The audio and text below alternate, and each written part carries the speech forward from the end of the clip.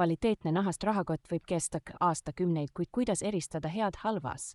Ehtsa naha tekstuur on ebaühtlane ja unikaalne, samal ajal kui kunstnahk näeb välja ühtlaselt korrapärane. Kvaliteetne nahk painutamisel ei murdu, vaid tekitab looduslikke volte ja muudab ajaga värvitooni sügavamaks.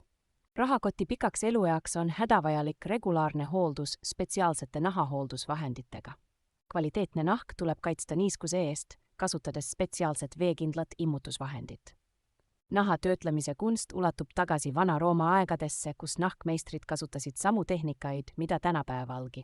Tänapäeval kombineeritakse traditsioonilisi käsitöövõtteid kaasaegse tehnoloogiaga, et tagada maksimaalne kvaliteet. Nahkrakottide hinnaerinevused tulenevad sageli naha kvaliteedi klassist, täistera nahk on neist kõige vastupidavam ja hinnalisem.